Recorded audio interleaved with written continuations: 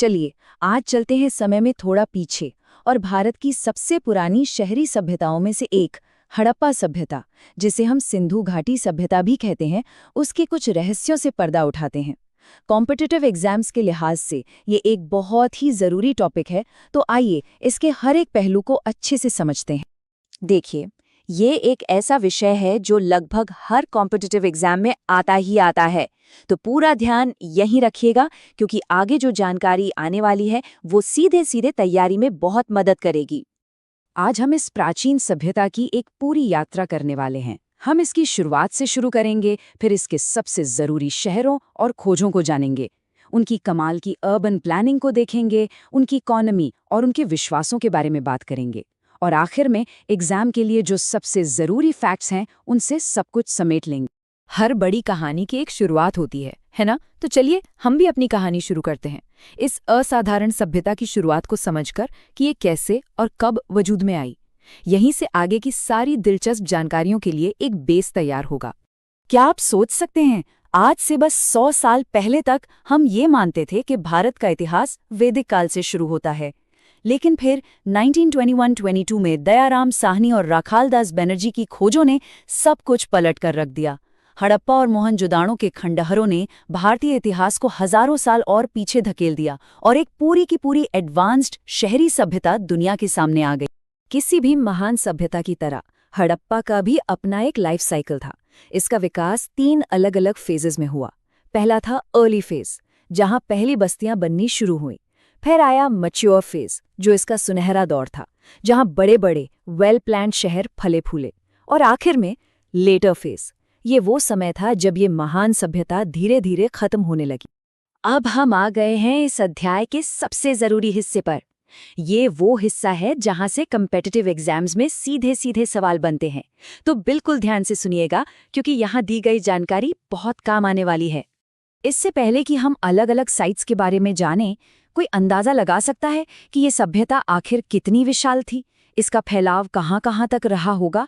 सच कहूं तो इसका पैमाना वाकई हैरान कर देने वाला था। ये सभ्यता किसी छोटे मोटे इलाके में नहीं थी। ये आज के पाकिस्तान से लेकर भारत में गुजरात, राजस्थान और हरियाणा तक के एक बहुत बड़े एरिया में फैली हुई थी। इस नक्शे में साफ दिखता है कि हड़प्पा और मोहनजोदड़ो जैसे बड़े केंद्र पाकिस्तान में हैं, जबकि धौलावीरा, लोथल और राखीगढ़ी जैसी महत्वपूर्ण साइट्स भारत में हैं। ये टेबल एग्जाम की तैयारी के लिए सोने की खान है, समझ लीजिए। चलिए इसे ब्रेक डाउन करते हैं। हड़प्पा जिसे खोजा दयाराम साहनी ने, यहाँ 6 बड़े अन्न भंडार मिले, जो बताता है कि उनकी खेती कितनी अच्छी थी। मोहनजोदाड़ो जिसे खोजा राखालदास बनर्जी ने, यहाँ मिला है मशहूर ग्रेट बाथ, जो शायद किसी तरह का सामुदायिक स्थल रहा होगा। गुजरात में धोलावीरा अपने ज़बरदस्त वाटर मैनेजमेंट सिस्टम के लिए जाना जाता है। राजस्थान में कालीबंगा से हमें जुते हुए खेत के शुरुआती सबूत मिलते हैं।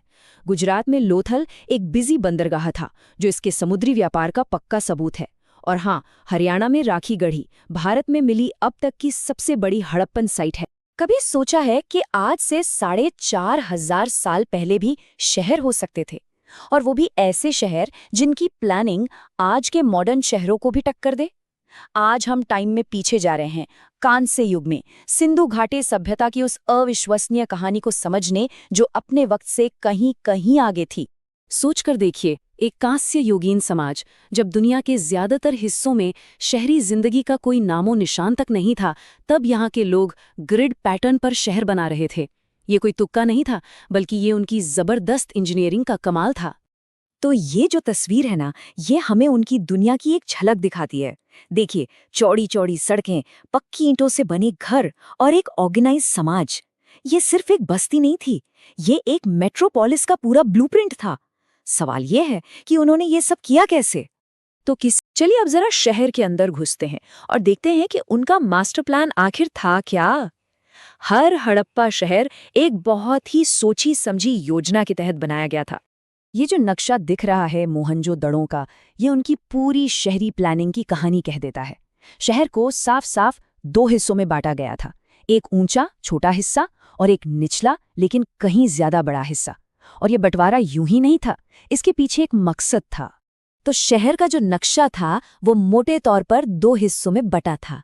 एक तरफ पश्चिम में था गढ़, ये एक ऊंचा किले जैसा इलाका था जहां सारी जरूरी पब्लिक बिल्डिंग्स होती थीं, और दूसरी तरफ पूर्व में था निचला शहर जहां आम लोग रहते थे, और यहाँ की सारी सड़कें एक दूसरे को 90 डिग्री के एंगल पर काटती थीं, बिल्कुल एक चेसबोर्ड की तरह।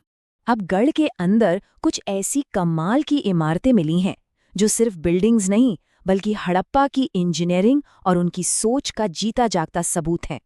इनमें सबसे मशहूर है ग्रेट बाथ या विशाल स्नानागार। और ये कोई आम स्विमिंग पूल नहीं था। इसकी बनावट देखिए, पक्की ईंटें और पानी लीक न हो इसके लिए बिटुमेन यानी एक तरह के नेचुरल टार का इस्तेमाल किया गया था। ये पूरी तरह से वाटरप्रूफ था। इसके चारों तरफ कमरे, गैलरी और पानी भरने के लिए कुआं भी था। लगता है कि ये जगह किसी बड़े धार्मिक काम के लिए इस्तेमाल होती थी। स्नानागार के ठीक पास एक और बहुत बड़ी बिल्डिंग के निशान मिले हैं। इसे विशाल अन्न भंडार या ग्रेट ग्रैनरी कहते हैं। इसकी जो बनावट है ना, वो कमाल की है। इसे ईंट के चबूतरों पर बनाया गया था जिनके बीच हवा आने जाने की जगह छोड़ी गई थी। ये डिजाइन अनाज को नमी और सीलन से बचाने के लिए एकदम परफेक्ट। लेकिन कहानी में एक ट्विस्ट है। जैसा कि जाने माने आर्कियोलॉजिस्ट J.M. केनोयर बताते हैं, यहाँ से कभी अनाज का एक दाना भी नहीं मिला। तो ये एक पहेली है। हो सकता है इसका इस्तेमाल अनाज रखने के अलावा किसी और बड़े पब्लिक काम के लिए होता हो। ऐसी ही एक बड़ी इमारत हड़प्पा शहर में भी मिली है जिसे वेयरहाउस या गोदाम माना जाता है, और यहाँ शायद सिर्फ अनाज ही नहीं बल्कि ट्रेड में इस्तेमाल होने वाला दूसरा सामान जैसे कपड़ा, धातुएं या दूसरा रॉ मटेरियल भी रखा जाता होगा। चलिए अब इन बड़ी बड़ी इमारतों से हटकर उन चीज़ों पर नज़र डालते हैं जो हज़ारों लोगों की रोज़मर्रा की ज़िंदगी को आसान बनाती थी। और सच कहूँ तो हड़प्पा इंजीनियरिंग का असली जादू यहीं दिखता है। ये देखे, ये है दुनिया का सबसे पहला अर्बन सैनिटेशन सिस्टम। हर गली के किनारे ढकी हुई पक्की नालियां। ये दिखाता है कि वो लोग पब्लिक हेल्थ और साफ सफाई को लेकर कितने ज्यादा जागरूक थे। और ये कोई ऐसी वैसी प्रणाली नहीं थी, पूरा सिस्टमैटिक काम था।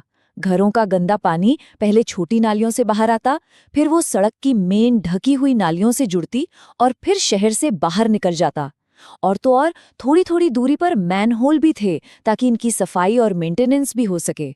मतलब पूरे शहर को एक सिंगल यूनिट की तरह डिजाइन किया गया था। पानी सिर्फ निकालने का इंतजाम नहीं था बल्कि सप्लाई का भी था। अंदाजा लगाइए, अकेले मोहनजोदाड़ो में कितने कूड़े होंगे? तकरीबन 700। इसका मतलब साफ पानी लगभग हर किसी की पहुंच में था। ये उस जमाने के हिसाब से एक अविश्वसनीय बात है। और इन सब चीजों की बुनियाद में थी एक बहुत ही मामूली सी चीज, ईंट। लेकिन ये कोई मामूली ईंट नहीं थी। पूरी सिंधु घाटी में हजारों किलोमीटर के दायरे में हर ईंट एक ही साइज रेशियो में बनी थी, 1, 2, 4, यानी मोटाई से 2 गुनी चौड़ाई और चौड़ाई से 2 गुनी लंबाई। इस स्टैंडर्ड साइज की वजह से कंस्ट्रक्शन बहुत मजबूत, तेज और एफिशिएंट हो गया था। अब जब हमने उनके शहरों को देख लिया है तो चलिए अब उनके जीवन के दूसरे पहलुओं पर भी एक नज़र डालते हैं। मतलब वो अपना गुजारा कैसे करते थे, उनके विश्वास क्या थे और उनका समाज कैसा था। उनकी इकोनॉमी का आधार खेती-बाड़ी था जिसमें गेहूं और जौ मुख्य फसलें थीं, लेकिन वो बहुत माहिर व्यापारी भी थे। मेसोपोटामिया में हड़प्पा की मोहरों का मिलना इस बात का पक्का सबूत है कि उनका व्यापार ओमान और मेसोपोटामिया जैसे दूर के इलाकों तक फैला हुआ था। वो व्यापार के लिए स्टैंडर्डाइज्ड वजन का इस्तेमाल करते थे, लेकिन सिक्कों का नहीं बल्कि मोहरों यानी सील्स का। और इन मोहरों पर एक ऐसी लिपि है जिसे आज तक कोई पढ़ नहीं पाया है, एक अनसुलझा रहस्य। अगर उनके धार्मिक जीवन की बात करें तो हमें किसी मंदिर के कोई सबूत नहीं मिले हैं, लेकिन टेराकोटा से बनी मातृ देवी की मूर्तियां और पशुपति की मुहर, जिसे भगवान शिव का शुरुआती रूप माना जाता है, ये बताते हैं कि वे प्रकृति की पूजा करते थे। कालीबंगा और लोथल जैसी जगहों से अग्निकुंड के भी प्रमाण मिले हैं। और अब हम आ पहुंचे हैं अपने आखिरी पड़ाव पर। ये सेक्शन क्विक रिवीजन के लिए बनाया गया है ताकि सबसे जरूरी जानकारी दिमाग में ताज़ा हो जाए।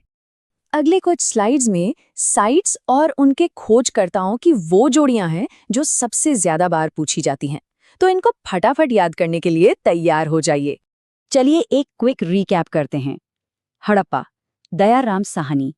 मोहनजोदाड़ो, राखाल दास बनर्जी। लोथल, S.R. राव। कालीबंगा, अमलानंद घोष। धोलावीरा, जगपति जोशी। इन्हें याद रखना बहुत ही जरूरी है। ठीक है, तो अब एक छोटा सा टेस्ट याद करने की कोशिश कीजिए। लोथल की खोज किसने की थी? सही जवाब है बी, एस.आर. राव। लोथल, जैसा कि हमने बात की थी, गुजरात का एक बहुत ही महत्वपूर्ण बंदरगाह था। एक और सवाल, मोहिंजोदड़ो की खोज का श्रेय किसे जाता है? जरा ध्यान से सोचिए। सही जवाब है राखाल दास बनर्जी। मोहनजोदाड़ो, जिसका मतलब है मृतकों का टीला, अपने मशहूर विशाल स्नानागार के लिए जाना जाता है। तो आज का सबसे बड़ा टेकअवे ये है, हड़प्पा सभ्यता की साइट्स और उनके खोजकर्ताओं के नाम अच्छी तरह से याद कर लेने हैं। ये वो जानकारी है जो परीक्षाओं में बार बार आती है। इस पर कमांड कर ली तो सफलता की राह में एक कदम